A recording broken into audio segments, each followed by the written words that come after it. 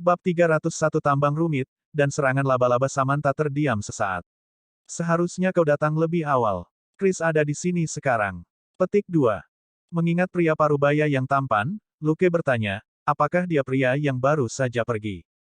Samantha mengangguk. Iya, dia putra McCormick tua dan sekarang memiliki ranjau itu. Apakah Anda ingin saya meneleponnya dan menanyakan pendapatnya? Luke dan Selina tentu saja senang akan hal itu. Alih-alih masuk ke rumah, mereka duduk di teras dan menatap kota di bawah sinar matahari pagi. Tempat yang sangat indah, komentar Selina. Sayang sekali ini akan ditinggalkan. Luke hanya mengangguk, tapi dia tidak merasa menyesal. Ada terlalu banyak kota yang indah dan terpencil di Amerika dan juga Cina di dunia terakhir Luke, tetapi karena berbagai alasan, kota-kota ini seringkali berakhir sebagai tanah terpencil yang tidak pernah dikunjungi siapapun. Setelah belasan menit atau lebih, Samantha kembali dengan malu. Dia pasti ada di tambang. Aku tidak bisa menghubunginya. Apakah Anda ingin saya membawa Anda ke sana? Petik 2. Tidak mau membuang waktu lagi, Luke segera menerima tawarannya. Sesaat kemudian, mereka bertiga berangkat dengan 2 mobil lagi. Ketika mereka sampai di tambang, Luke mengamati lingkungan dan menemukan bahwa jaraknya hanya 1 kilometer dari peternakan laba-laba dalam garis lurus, dengan sebuah bukit kecil di antaranya. Dia curiga bahwa laba-laba telah menemukan jalan mereka ke dalam tambang dan membuat sarang baru mereka di sana. Mereka berbicara dengan Chris melalui walkie-talkie dan memintanya untuk datang. Samantha berbicara dengannya secara pribadi sejenak, sebelum mereka pergi ke Selina dan Luke. Mereka berjabat tangan dengan sopan, dan Chris berkata dengan senyum pahit, bibiku terlalu terobsesi dengan tempat ini, lagi pula, dia dan ayahku bekerja di sini sepanjang hidup mereka. Bagaimanapun, saya pikir saya bisa membantu. Ada beberapa penambang tua yang tahu tambang lebih baik daripada saya. Anda dapat bertanya kepada mereka tentang detailnya. Bagaimana kedengarannya? Luke berterima kasih padanya dan merasa sangat lega. Penambang tua terkadang lebih membantu daripada peta, mereka tahu lebih banyak tentang situasi spesifik yang tidak ditunjukkan di peta. Mereka belum pergi ke tambang karena akan terlalu berbahaya. Chris juga menyebutkan bahwa eksplorasi baru terjadi lagi di bawah tanah, dan kemungkinan ada gas dengan kepadatan tinggi di terowongan yang ditinggalkan. Sebelum keberadaan lapisan induk baru dikonfirmasi, hanya sedikit orang yang berani mempertaruhkan nyawa mereka di tambang yang diisi dengan gas. Beberapa penambang tua dipanggil. Mereka berbicara dengan Luke dan Selina secara bergantian. Pada akhirnya, Luke menemukan bahwa tambang di sisi peternakan laba-laba kebetulan merupakan sarang gas, dan para pekerja belum menjelajahi bagian itu. Luke mengalami sakit kepala yang hebat. Jika tempat itu penuh dengan gas, dia tidak akan bisa menembak ke sana. Lalu, apakah dia harus mengandalkan pedang? Dia bukan Hulk, dengan kekuatan fisik yang tak terbatas. Akan berbahaya untuk melawan laba-laba di sarang mereka. Tapi dia juga tidak bisa meledakkan ranjau hanya karena kecurigaan laba-laba yang sangat besar. Ini adalah tambang emas, bahkan jika sudah mengering. Banyak penambang dan keluarga di kota masih berharap untuk menemukan induk baru untuk menghidupkan kembali kota. Untuk menyelesaikan masalah laba-laba yang sangat besar, Luke harus menyelidikinya sendiri setelah dia melakukan persiapan penuh. Setelah dia mendapatkan bukti nyata, dia bisa melapor ke FBI dan menyuruh mereka mengurus monster itu. Setelah percakapan, Luke membuat kesepakatan dengan Chris, dan akan menunggu Chris membawa informasi tentang tambang ke restoran cepat saji di kota pada siang hari. Dia juga menjelaskan bahwa dia hanya membutuhkan peta, dan dia tidak membutuhkan lebih banyak informasi geologi di tambang. Luke dan Selina kemudian dengan bijaksana pergi, dan tidak meminta Samantha untuk pergi bersama mereka. Melihat bagaimana dia dan Chris saling menatap sesekali, mereka tahu bahwa ada sesuatu yang terjadi di antara keduanya. Ketika mereka kembali ke kota, Luke dan Selina mulai memeriksa senjata mereka dengan cermat, peralatan mereka kemungkinan besar akan berguna nanti, dan mereka tidak boleh lalai. Mereka membawa semua klip bersama mereka. Luke bahkan menempatkan beberapa granat gas air mata di mobil. Selina tidak curiga. Kompartemen senjata di bagian depan dan belakang mobil semuanya diatur oleh Luke, dan dia tahu berapa banyak senjata yang ada di dalamnya. Namun, dia tidak tahu berapa banyak klip yang ada, meskipun pasti ada lebih dari 10. Jadi, dia tidak tahu bahwa Luke telah melemparkan 10 klip dan 20 granat gas air mata ke dalam dari inventarisnya.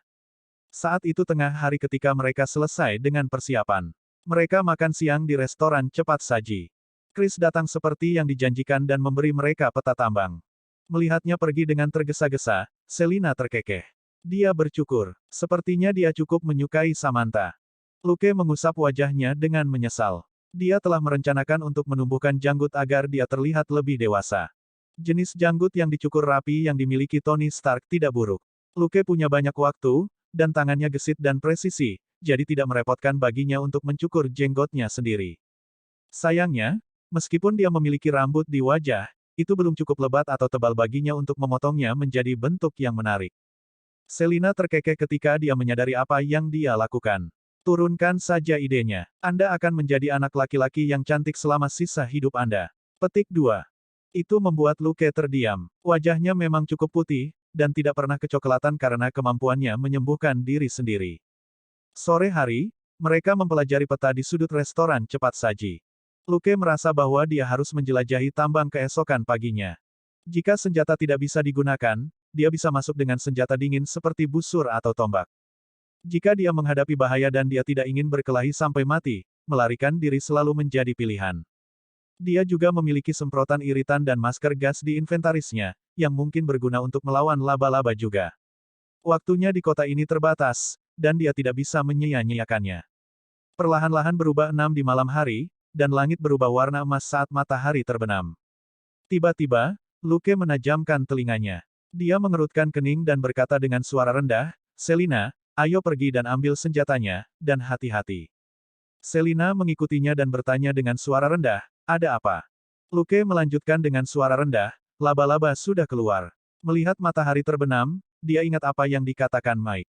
Kebanyakan laba-laba takut pada cahaya, itulah sebabnya mereka suka berburu di malam hari. Saat mereka berjalan, dia menelepon Samantha, tetapi Sheriff yang cantik adalah yang pertama berbicara ketika dia mengangkat telepon.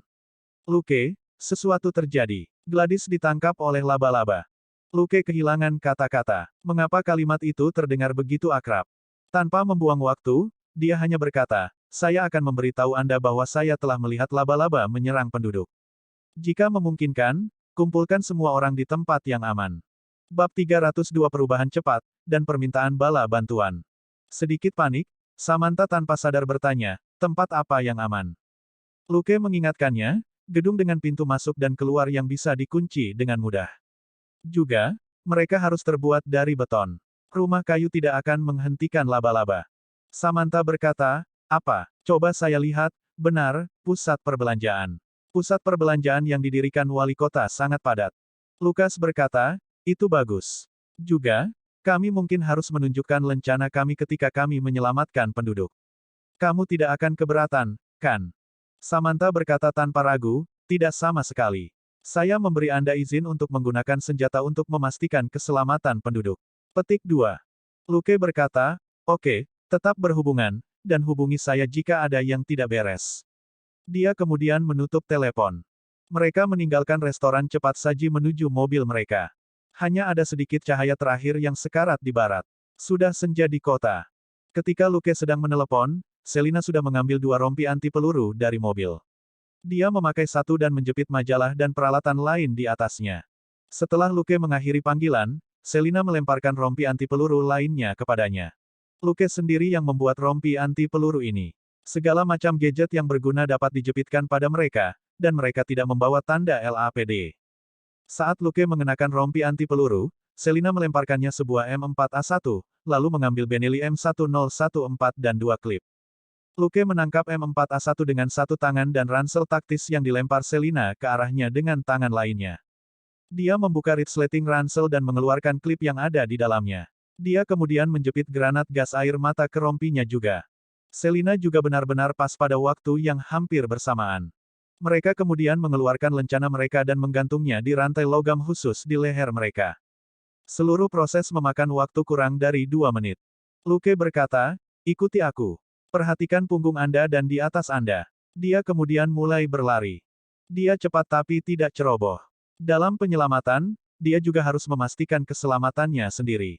Ini akan menjadi lelucon jika dia membuat dirinya dalam bahaya. Pelanggan lain di restoran cepat saji itu tercengang. Apa yang sedang terjadi? Mengapa pasangan muda tiba-tiba berubah menjadi 2 petugas polisi yang luar biasa? Tidak ada yang akan mengira mereka sebagai penjahat. Lagi pula, mereka semua sangat akrab dengan cara khas petugas polisi mengenakan lencana mereka. Hanya ada 2 sheriff di kota, dan orang-orang di sini merasa cemas baru-baru ini. Jadi, Bukan hal yang aneh jika para serif akan mencari bantuan dari luar.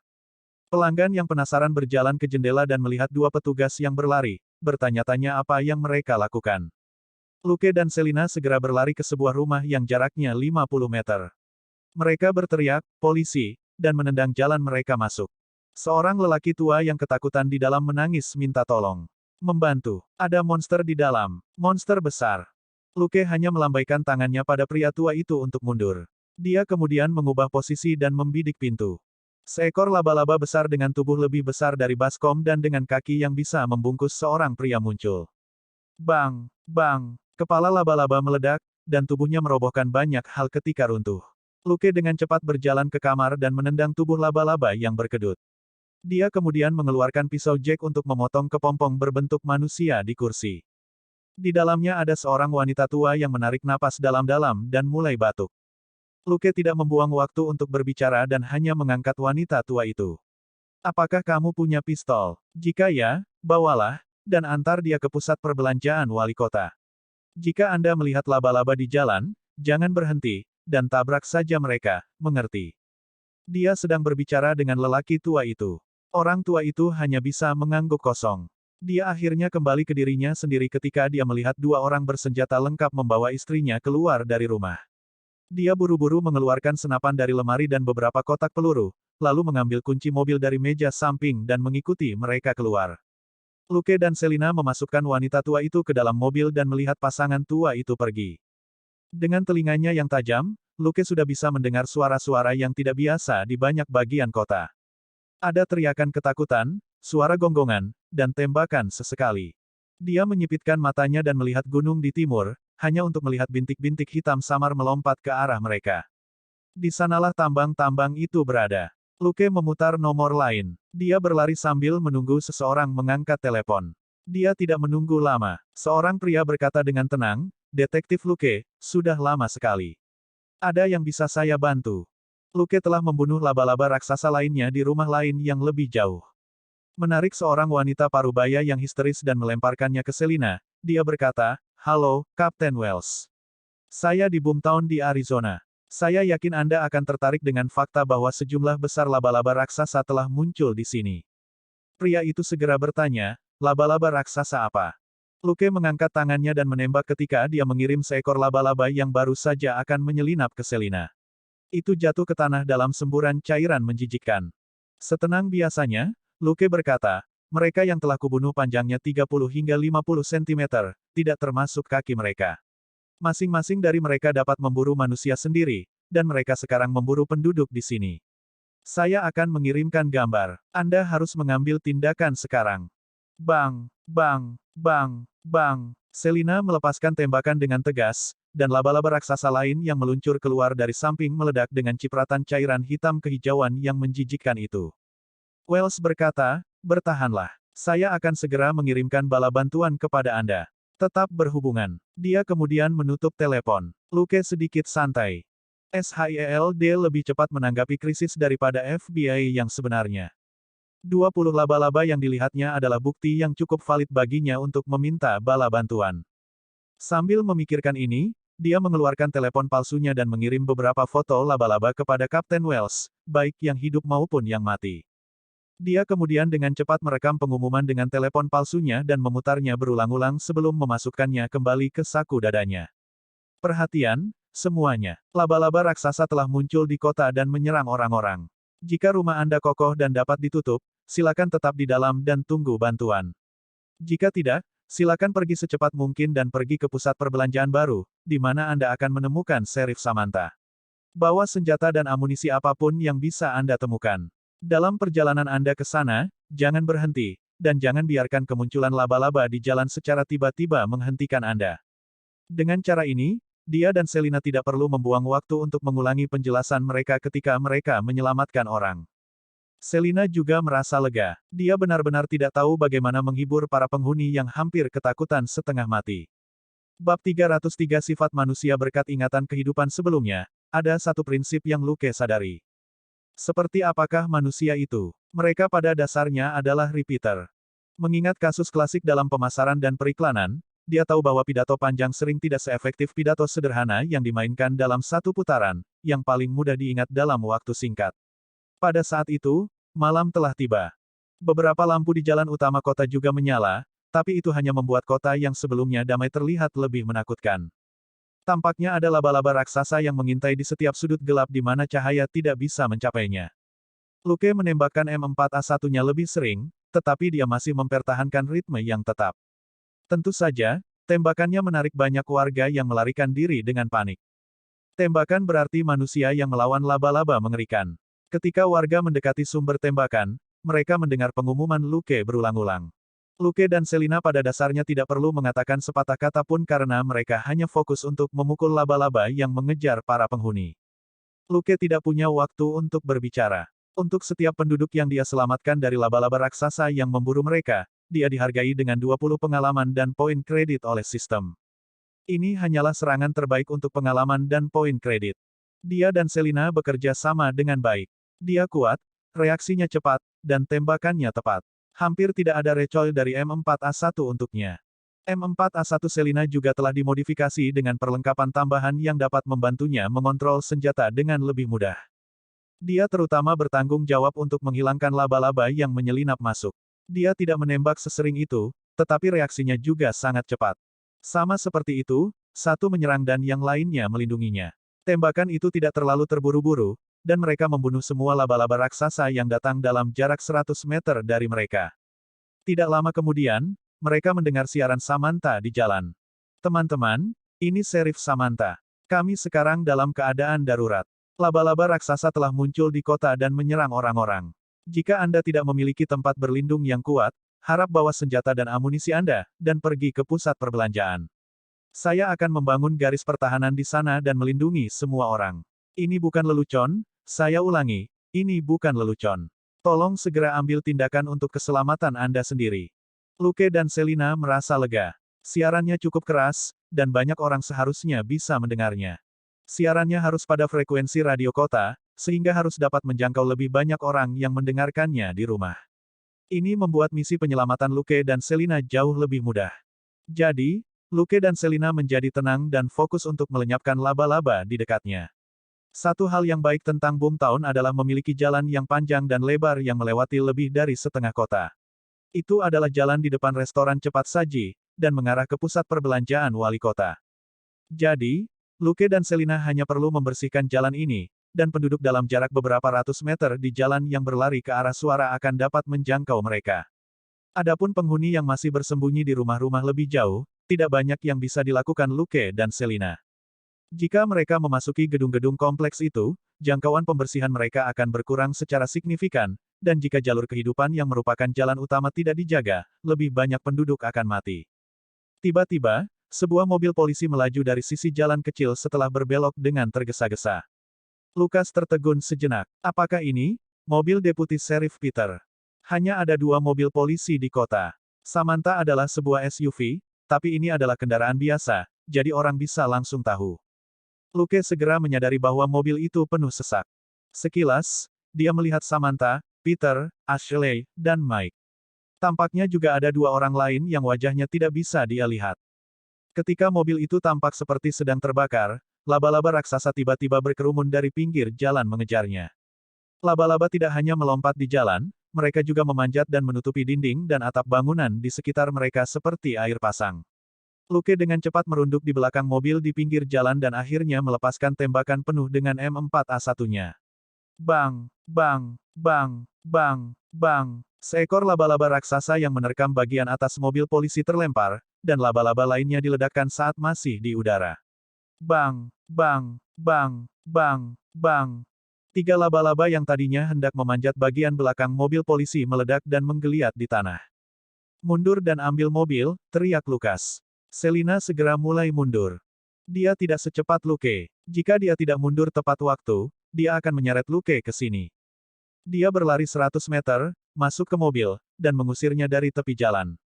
Luke mulai mundur juga, tapi tidak seperti lari mundur Selina yang gila, dia menghadapi banjir laba-laba saat dia mundur ke belakang. M4A1-nya juga menembak tanpa henti, ledakan 3 kali hampir terdengar seperti satu, karena laba-laba yang mengejar mobil polisi tertabrak dan jatuh satu demi satu. Pada saat itu, mobil polisi telah mencapainya dan mulai melambat. Jendela diturunkan untuk memperlihatkan wajah cemas Samantha. Tanpa melihat mereka, Luke berteriak, "Jangan berhenti. Pergilah ke pusat perbelanjaan sekarang." Sementara itu, dia beralih ke pegangan satu tangan pada M4A1 dan mengeluarkan Glock-nya dengan tangan kirinya. Mobil polisi berhenti sejenak, seolah-olah mereka ragu-ragu. Tapi kemudian, mereka melihat Luke berlari ke belakang, begitu cepat sehingga dia sudah berada di depan mobil. Peter, yang sedang mengemudi, bergumam, "Astaga. Apakah orang ini secara khusus berlatih berlari mundur?" Petik 2. Samantha sudah kembali ke dirinya sendiri. Melihat mobil Luke di depan, dia berkata, "Percepat. Dia menutupi kita." Rekannya sudah mengemudikan mobil dan sedang menunggunya. Peter buru-buru mempercepat, dan mobil bergegas ke pusat perbelanjaan. Gelombang laba-laba yang luar biasa menghabiskan semua peluru Glock. Luke memasukkan kembali pistol ke dalam sarungnya dan mengisi kembali M4A1-nya sambil terus berlari. Bang, bang, bang, bang, bang. Membunuh 3 laba-laba raksasa terdekat dengannya, Luke naik ke kursi penumpang setelah Selina membukakan pintu untuknya. Pada saat yang sama, Selina mempercepat dan mengikuti di belakang mobil polisi. Luke memasukkan M4A1 ke dalam kotak di dekatnya dan dengan cepat mengisi ulang Glock-nya. Menuruni jendela mobil, dia mengangkat tangannya dan membidik. Bang, bang, bang, bang, bang, bang, bang. 2 laba-laba meledak dalam semburan cairan menjijikkan dan berjuang di tanah. Pada titik ini, bahkan Luke tidak dapat membunuh setiap laba-laba dengan satu tembakan lagi. Bab 304 Pertempuran Sengit dan Pembunuhan Instan. Dalam pertempuran singkat tadi, Luke menembak tanpa henti dan menghabiskan hampir 3 klip. M4A1 memanas dengan cepat, dan asap terlihat mengepul darinya. Laras senapan dari senapan modern memiliki umur panjang secara keseluruhan, tetapi jika mereka ditembakkan terus-menerus dan larasnya terlalu panas, ini akan sangat mempengaruhi akurasi senjata. Bahkan mungkin pelurunya bisa tersangkut atau bahkan meledak di dalam pistol. Tidak mungkin pistol yang dimodifikasi Luke akan meledak, tetapi peluru yang tertancap bisa berakibat fatal dalam pertempuran sengit. Dia tidak ingin kehilangan senjata ini ketika pertempuran baru saja dimulai. Meskipun dia memiliki lebih banyak senjata dalam inventarisnya, dia tidak berencana untuk menggunakan senjata rahasianya yang tidak terdaftar kecuali jika diperlukan. Glock jauh lebih lemah daripada M4A1, tetapi Luke sangat akrab dengan senjata ini. Karena lebih kecil, itu lebih cocok untuk digunakan di dalam mobil daripada M4A1. Dia tidak berpikir untuk mencoba membunuh laba-laba lagi, dan hanya menghentikan mereka melompat ke mobil dan menghalanginya. Mobil Samantha ada di depan mereka. Jika dia tidak menghentikan laba-laba di belakangnya, Samantha akan segera dikelilingi oleh pasukan laba-laba ini. Luke menghabiskan 2 klip Glock dengan sangat cepat. Dia kemudian meraih M4A1 Selina. Dia tidak menembak sebanyak Luke, jadi senjatanya masih bisa digunakan. Bang, bang, bang, bang, bang, bang.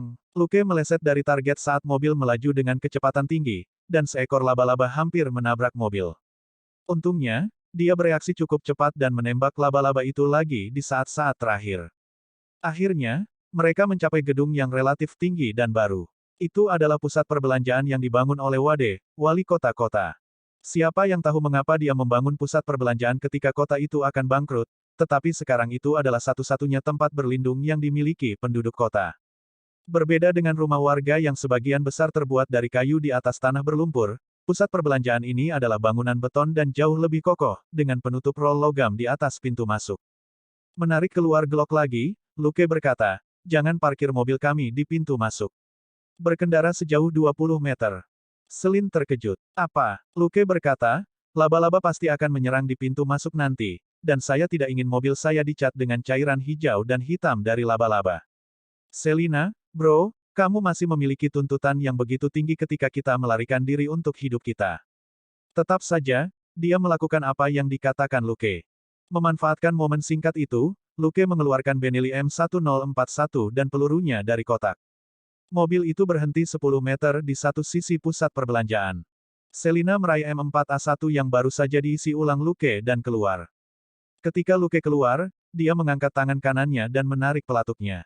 Dengan bam, seekor laba-laba yang telah berlari ke arah keluarga Samantha dari samping diterbangkan. Keluarga Samantha baik-baik saja, tapi sayangnya, cairan menjijikkan memercik ke tubuh Peter, mewarnainya hitam dan hijau. Samantha, masuk ke dalam dan kumpulkan semua orang di lantai 2 untuk menghentikan hal-hal ini, teriak Luke. Dia telah memperhatikan bahwa lantai 2 memiliki banyak jendela yang bisa dibuka. Laba-laba itu mungkin merangkak masuk melalui jendela, tetapi jika semua orang bekerja sama, jendela itu juga akan sangat berguna dalam serangan balik. Keluarga Samantha masih dalam keadaan panik. Lagi pula, sekelompok laba-laba telah mengejar mereka sampai ke sini. Setelah Luke mengatakan itu, Samantha berteriak dengan cemas, ada laba-laba besar di belakang kita. Dia juga mengejar kita. Lukas tersenyum muram. Saya tahu. Aku akan mengurusnya. Saat dia berbicara, tanah sedikit bergetar, dan dia menembakkan senapannya, menerbangkan 3 laba-laba yang datang dengan cepat dalam jarak 10 meter. Tatapan Luke kemudian beralih ke sebuah belokan di sebuah gang. Di sisi lain, Selina mendesak Samantha dan yang lainnya untuk masuk ke pusat perbelanjaan. Hanya setelah mereka berada di dalam, mereka dapat menurunkan penutup logam di atas pintu masuk pusat perbelanjaan. Selina sangat menyadari bahwa jika Luke ingin masuk, dia tidak akan menggunakan pintu masuk. Saat Rana perlahan turun di belakang Luke, Selina dengan cepat berlari ke lantai 2 dan berkata, Samantha, atur orang-orang. Setengah dari pria bersenjata akan ikut denganku untuk menyingkirkan laba-laba kecil di lantai 2. Semua orang kehilangan kata-kata. Apakah laba-laba yang bisa membungkus kaki mereka di sekitar manusia kecil? Luke menembakkan senapannya dan menerbangkan beberapa laba-laba yang ada di dekatnya. Dia kemudian jatuh ke satu lutut. Dia meletakkan senapan di kakinya yang tertekuk, mengeluarkan Glock dengan tangan kirinya, dan kemudian dengan cepat memasukkan beberapa peluru khusus ke senapannya dari sabuk pelurunya. 2 laba-laba menjatuhkan Luke dari gedung terdekat. Sambil memuat peluru dengan tangan kanannya, Luke mengangkat Glock di tangan kirinya. Bang, bang, bang, bang. Kedua laba-laba tersentak dan jatuh di depannya dalam semprotan cairan.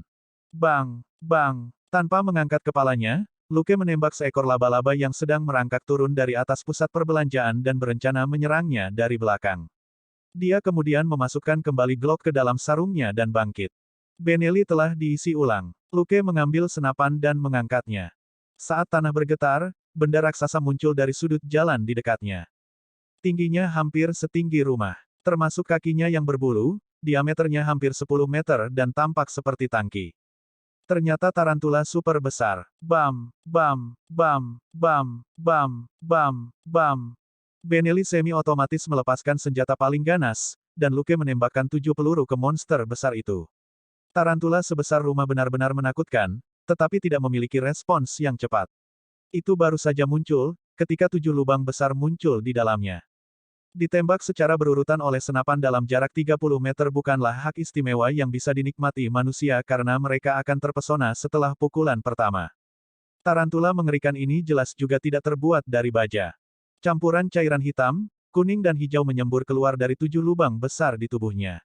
Itu berhenti tiba-tiba dan mengejang seperti orang gila, dan tidak tampak setengah mengerikan seperti sebelumnya.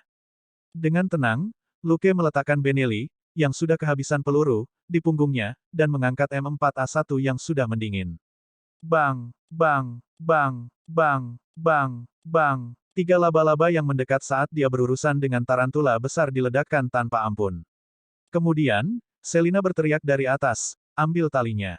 Melihat sekeliling dengan waspada, Luke meraih tali yang telah dijatuhkan dan berkata, tarik aku ke atas. Tali itu segera meregang kencang, dan jelas bukan hanya satu orang yang menarik. Sambil memegang pistolnya di tangan yang lain, Luke dengan cepat naik ke lantai 2. Bab 305 Wali Kota yang Hilang dan Gua Misterius. Bang, bang. Setelah 2 tembakan lagi, Luke membunuh seekor laba-laba yang telah merencanakan untuk menyergapnya dari atas gedung, dan menendang tubuhnya menjauh.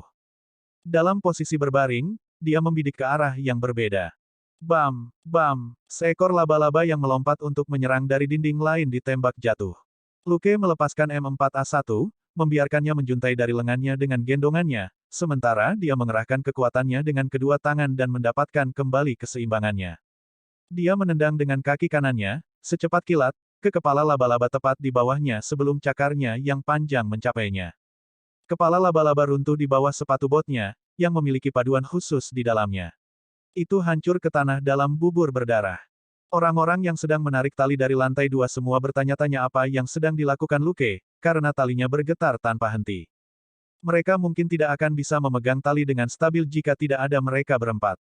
Serangkaian serangan ini sebenarnya semua terjadi dalam waktu 5 detik, dan Luke akhirnya ditarik ke jendela. Meraih ambang jendela, Luke merangkak masuk dengan cepat dan berteriak, "Selina, granat gas air mata." Selina mengerti dalam sekejap dan mengeluarkan granat gas air mata, yang dia lemparkan ke area terbuka di depan pintu masuk. Saat asap naik, laba-laba agresif tiba-tiba berhenti, sebelum mereka mulai menyebar. Luke berteriak, "Siapapun yang memiliki senjata, tembak sekarang. Jangan biarkan laba-laba menerobos masuk. Juga, bidik sebelum menembak. Bekerja samalah satu sama lain dalam kelompok beranggotakan 4 orang dan pastikan selalu ada seseorang di tim Anda yang menembak." Sambil berteriak, dia bergegas melewati beberapa jendela dan melemparkan granat gas air matanya juga. Dia melemparkan granat gas air mata sedikit lebih jauh dari Selina, sekitar 20 meter jauhnya. Laba-laba dipaksa untuk mengitari asap yang naik dengan cepat. Akibatnya, kecepatan dan gerakan mereka dibatasi. Orang-orang di pusat perbelanjaan sudah melepaskan tembakan, tetapi berkat pengingat Luke, mereka tidak menembak terlalu cepat. Namun, granat gas air mata Selina terlalu dekat dengan pusat perbelanjaan, dan beberapa orang yang malang secara tidak sengaja menghirup asapnya dan hanya bisa mundur sambil menangis untuk istirahat sejenak. Itu tidak bisa dihindari. Dibandingkan dengan kemunduran yang dihadapi laba-laba, bagaimanapun, ini adalah kerugian yang tidak signifikan bagi penduduk kota. Setelah melemparkan granat gas air mata, Luke sudah mulai mengisi ulang semua senjatanya. Dia memberikan senapan ke Selina setelah diisi ulang. Di benteng pusat perbelanjaan ini, dan dengan kerjasama penduduk, senapan semi-otomatis lebih berguna daripada M4A1 untuk Selina. Saat mengamati pertempuran, Luke meminta seseorang memanggil Samantha. Samantha masih berada di lantai pertama saat dia mengatur agar semua orang mundur lebih dalam ke pusat perbelanjaan, dan meminta penduduk yang bersenjata untuk membangun garis pertahanan sehingga laba-laba tidak akan masuk melalui pintu masuk. Samantha datang dengan sangat cepat, dan Luke berkata dengan cepat, "Saya sudah menelepon FBI untuk meminta bantuan, tetapi mungkin akan memakan waktu setidaknya 1 jam bagi mereka untuk tiba. Kita harus bersiap untuk mempertahankan tempat ini selama itu. Juga, kita perlu memikirkan rute pelarian. Di mana Wade? Bukankah ini miliknya? Tanyakan padanya apakah ada jalur evakuasi." Rencananya adalah membuat Samantha memimpin retret jika terjadi sesuatu, dan kemudian dia akan meledakkan pintu keluar pusat perbelanjaan setelah laba-laba dipancing ke sini sehingga mereka tidak bisa keluar begitu cepat. Tapi yang terbaik adalah menyuarakan sikap Wade terlebih dahulu. Luke punya firasat bahwa wali kota tidak akan terlalu senang tentang itu. Akan menyebalkan jika dia menggugat Luke nanti karena menghancurkan properti pribadi dan menginginkan kompensasi. Samantha berkata, "Oke, aku akan pergi mencari Wade." Saat dia akan pergi, Luke menghentikannya dan memberinya walkie-talkie. "Ambil ini. Gunakan frekuensi pertama." Samantha merasa lega, karena berjalan mondar-mandir untuk berbicara terlalu menyita waktu, dan dapat dengan mudah menimbulkan masalah. Warga di lantai bawah masih dalam keadaan panik. Satu teriakan bodoh tentang laba-laba yang menerobos masuk dapat menyebabkan mereka kehilangan kendali dan menyebar. Melihat bahwa semua orang aman untuk saat ini, Luke memberitahu Selina dan Samantha bahwa dia akan memeriksa atap untuk mencegah laba-laba menerobos dengan cara itu. Bagaimanapun, laba-laba adalah pemanjat yang hebat.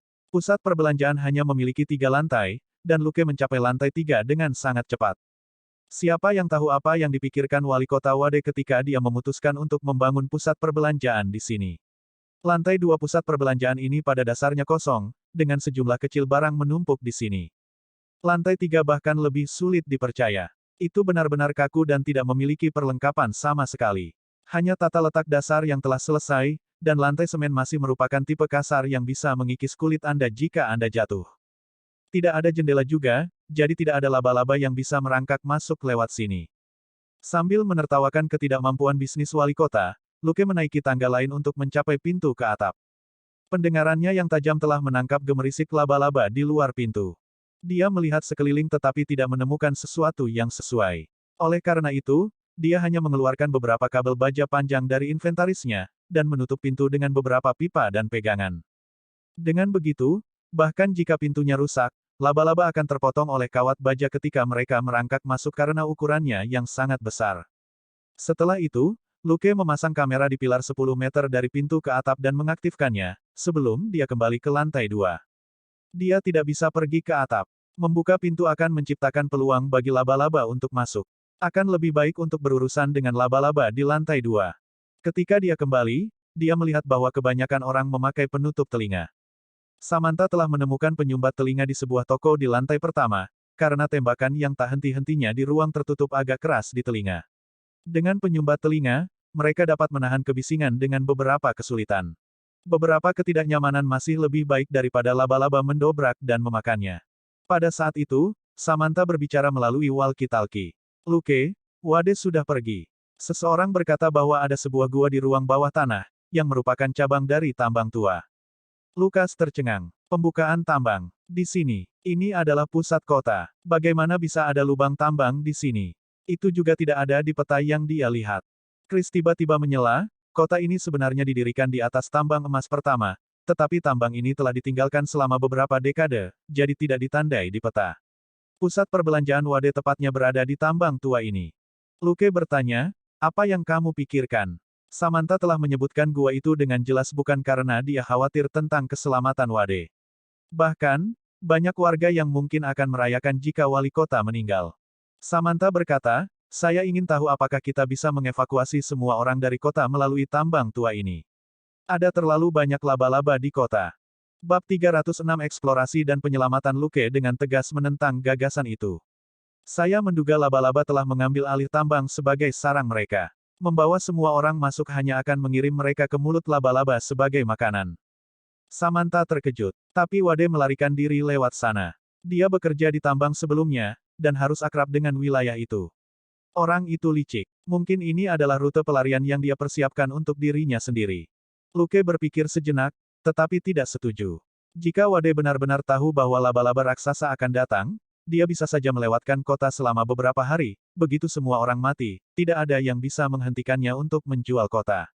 Fakta bahwa dia baru saja melarikan diri menunjukkan bahwa ini bukan rute pelarian yang telah dia persiapkan sebelumnya. Petik 2. Samantha tidak mau menyerah, sebagian besar karena warga yang panik mendesaknya untuk mencari jalan keluar, laba-laba membuktikan tekanan yang terlalu besar pada saraf mereka. Luke menyarankan, bagaimana dengan ini? Saya akan masuk dan melihat-lihat dulu, dan jika aman, saya akan kembali dan memberi tahu Anda. Petik 2. Samantha ragu-ragu. Bukankah itu terlalu berbahaya? Sungguh keterlaluan meminta Luke mempertaruhkan nyawanya untuk beberapa penduduk kota yang hampir tidak dia kenal. Lukas tertawa. Tenang, alasan Elizabeth memintaku datang adalah untuk memperbaiki masalah. Saya tahu apa yang saya lakukan.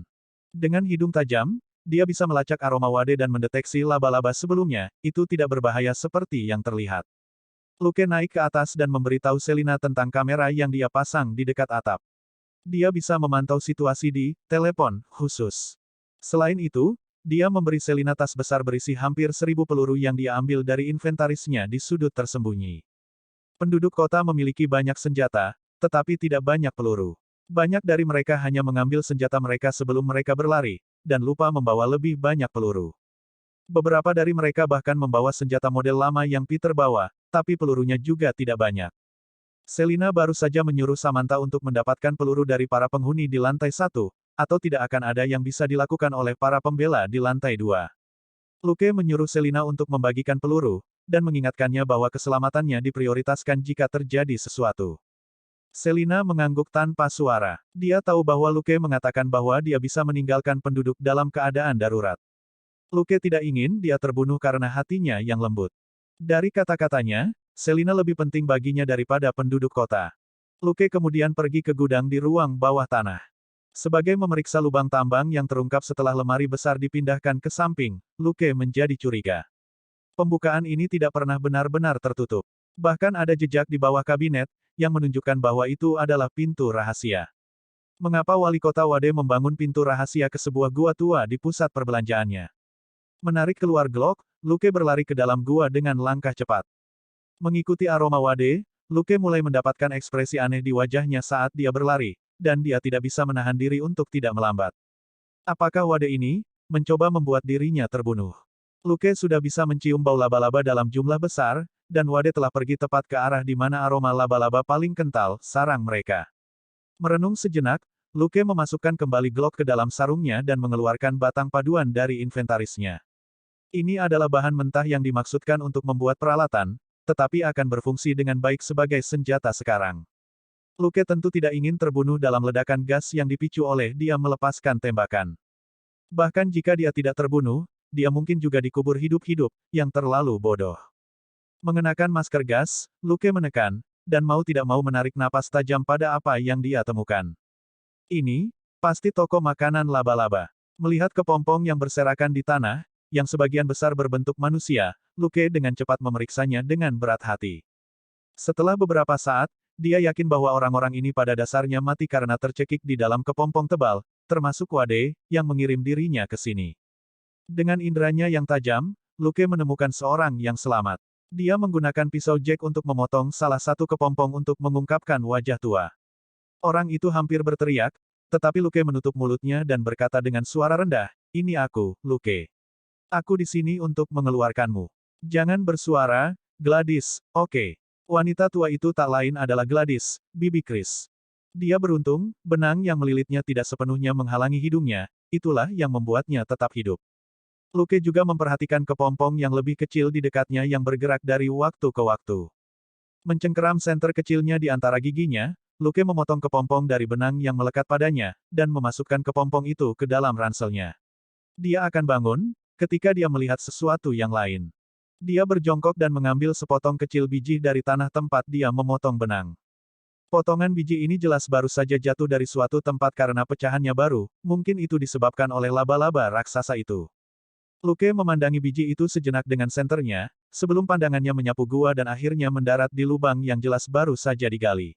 Dengan senyum di wajahnya, dia mematikan senter, meletakkan Gladys di punggungnya, dan meletakkan batu itu di dalam inventarisnya sebelum dia meninggalkan gua. Setelah Luke agak jauh, Gladys berkata dengan suara rendah dari balik bahunya, "Ketika saya tertangkap, saya melihat banyak hal di dekatnya yang tampak seperti tong minyak." Luke penasaran, dan bertanya dengan suara rendah yang sama, "Apa masalahnya?" Gladys berkata, "Saya pernah melihat tong-tong itu di truk Vitello. Saya bertanya kepada Wade tentang mereka sebelumnya, dan dia mengatakan bahwa itu adalah barang. Namun, saya perhatikan bahwa tidak ada logo di tong." Sambil mengerutkan kening, Luke bertanya, "Di mana tong-tongnya?" Gladys berkata, "Ada gua yang lebih besar tidak jauh dari gua yang kita masuki. Gua itu ditempati oleh laba-laba besar dan banyak laba-laba yang lebih kecil. Sepertinya mereka menggunakan tong-tong itu sebagai sarang."